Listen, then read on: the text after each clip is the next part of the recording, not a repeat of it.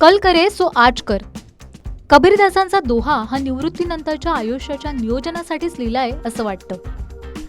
रिटायरमेंटचे planning उशिरा करणं ही सर्वात मोठी चूक आहे. रिटायरमेंटच्या वेळी तुमचं वय 60 वर्षाचं आहे.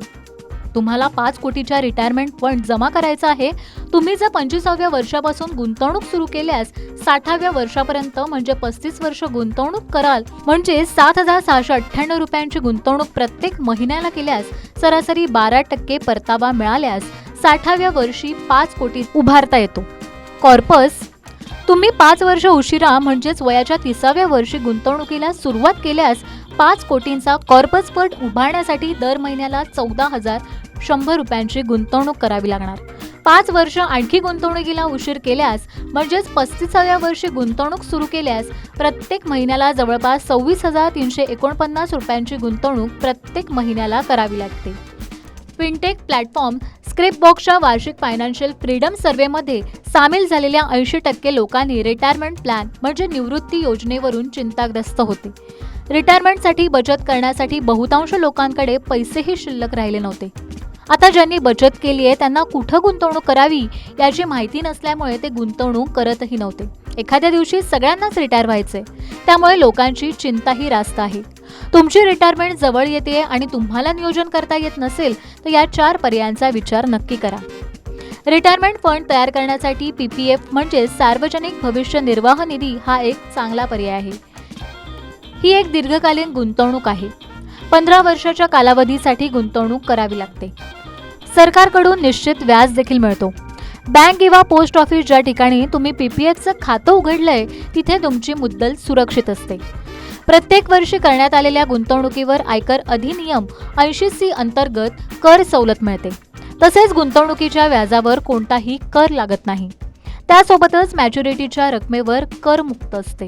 जर PPFच्या तुलनेत जास्त परतावा आणि नियमित पेन्शन हवी असल्यास NPS बद्दल माहिती घ्या.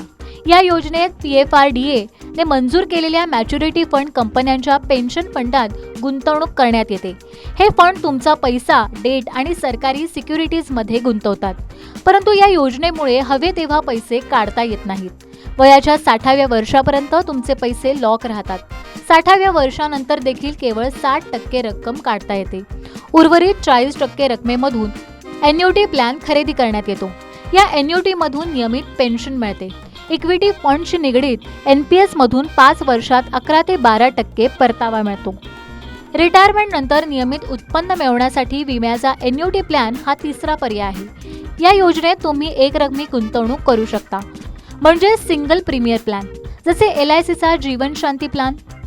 काही प्लॅनमध्ये वार्षिक, 6माही किंवा त्रैमासिक असे पैसे भरू शकता. पॉलिसीचा कालावधी पूर्ण झाल्यानंतर एका ठराविक कालावधीनंतर कंपनी निश्चित काळासाठी किंवा आजीवन नियमित पैसे देते. त्याला एन्युटी असे म्हणतात. हे पे आउट पेन्शन प्रमाणे काम करते. एन्युटी योजनेत गुंतवणूक युनिट लिंक इन्व्हेस्टमेंट प्लॅन किंवा डेट म्हणजे सरकारी बॉन्ड आणि रोख्यांमध्ये गुंतवणूक करण्यात येते.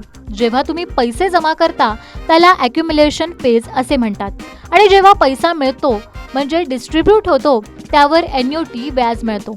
हा व्याज 5 ते 6% एवढा असतो.